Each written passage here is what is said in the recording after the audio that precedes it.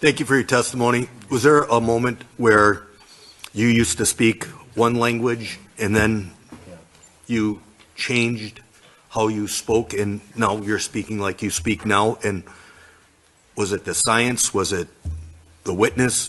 What part changed? And then is there anything in your testimony that you wanted to say that you weren't able to say as a result of, you said there's questions that you could answer? Thank you, Representative, for the question. Yes, I was once an absolute true believer. I trained judges within the state of Missouri around gender affirming care. I trained all of the other divisions within the hospital setting around what is referred to as gender affirming care. I believed wholeheartedly in this protocol. My spouse is trans, who has now walked back her transition. She was trans for 13 years. There were 3 aspects that made me come to change my mind. Number 1, this protocol itself was built on regressive stereotypes and is homophobic. The first 70 children that were put through this protocol, 68 of them were same-sex attracted.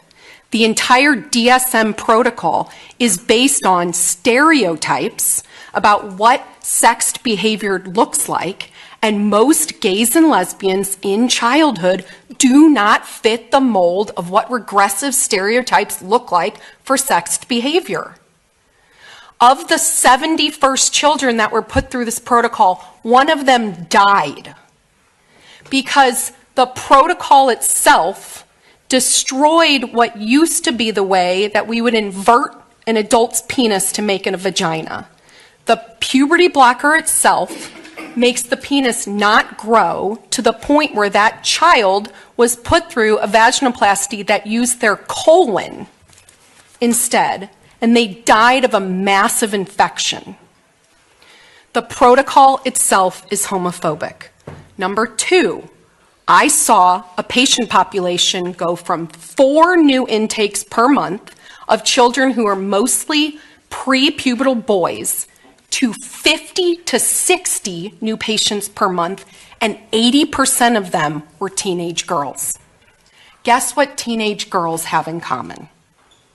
They are absolutely susceptible to social contagion.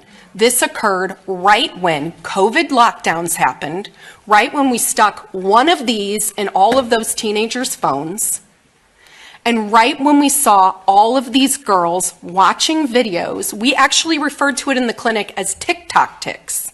They literally were parroting and coming into our clinic with the exact same storyline that they learned online about what it meant to be trans. And then third and finally was that I actually harmed patients. This protocol itself physically harmed my patients to the point where I was sending children to the emergency room for emergency surgeries after they had their first sexual experience and their vaginas were ripping open. We removed the breast of a young woman who called us back begging to have them put on. She not only had detransitioned and was re-identifying as a woman, she was also pregnant. She also grew up in foster care, and she literally told us that part of this identity for her was a social contagion. So I absolutely had to change my mind because ethically it is the only right thing to do. And I beg my party, please do the scientific right thing. Thank you.